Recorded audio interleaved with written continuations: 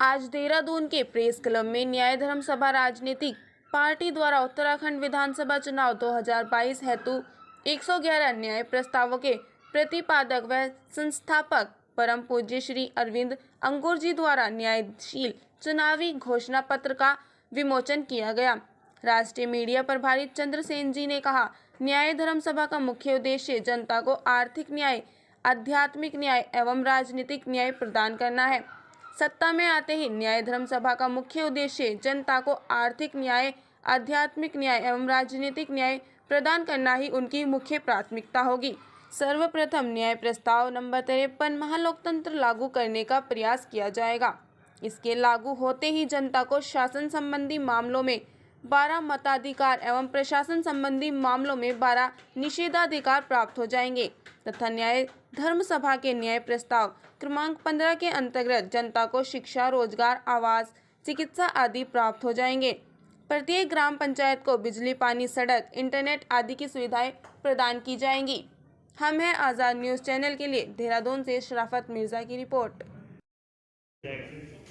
और चुन के आती है न्याय धर्म सभा तो इसे तुरंत वो घोषित कर देगी और तुरंत सबको रोजगार की व्यवस्था हो जाएगी। एक दिन का भी समय नहीं लगता इसमें, सिर्फ जाके और वहाँ टेबल थपथपाने में जितना समय लगता है उस नीति को पारित करने के लिए बस उतना ही टाइम चाहिए।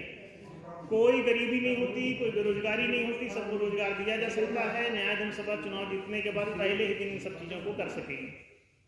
तो ये सरल ही है, बहुत कठिन नहीं है।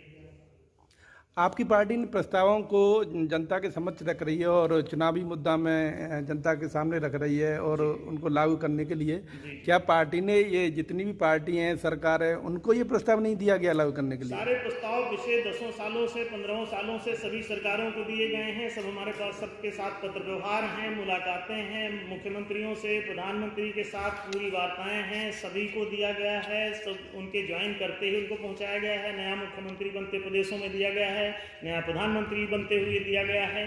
पूरे रिकॉर्ड ऑफिशियली रजिस्टर्ड हमारे पास सब रखे हुए हैं और उनको देने के बाद भी वो जानते हुए भी उन चीज़ों को इम्प्लीमेंट नहीं करते। 111 न्याय प्रस्ताव, प्रायः उनमें से अधिकांश प्रस्ताव सभी को दिए गए, हर पार्टी को और हर सरकार को। उन्होंने नहीं किया है, ये उनकी अपनी समस्याएं हैं क्योंकि वो न्याय प्रिय नहीं, सीधी सी बात।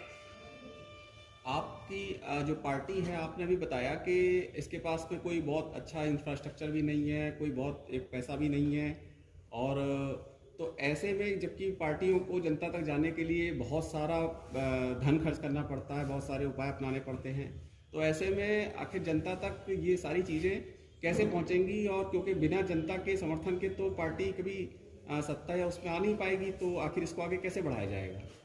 जनता मनुष्यों की है, मनुष्यों में मनस्तत्व होता है, वो सब एक बौद्धिक जीव हैं, बौद्धिक प्राणी हैं, तो उनमें सब में ये क्षमताएँ होती हैं।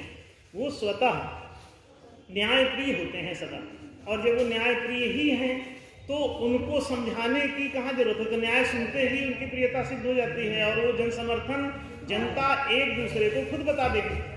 तो हम लोगों का जो कार्यक्रम है वो जनता के द्वारा, जनता के लिए, जनता की ओर से है, तो यही लोकतंत्र भी है। तो जनता के द्वारा ही करना है, तो पैसे से करने की क्या जरूरत है? और पैसे का इतना बड़ा धन संपदा की जरूरत क्या है? 30 साल से न्याय धर्म सभा काम कर रही है, सामाजिक तल पर इसने इसी तरह से काम किया है। अब राजनीतिक तल के रूप में आ रहे हैं तो इसमें भी ऐसा ही करना है। इसके लिए भी कोई बहुत बड़ा इंफ्रास्ट्रक्चर रिक्वायर्ड नहीं है। जनता के द्वारा, जनता के लिए, जनता का शासन, यही लोकतंत्र की परिभाषा है और यही प्रचार की भी परिभाषा है। जनता के द्वारा ही प्रचार कराना।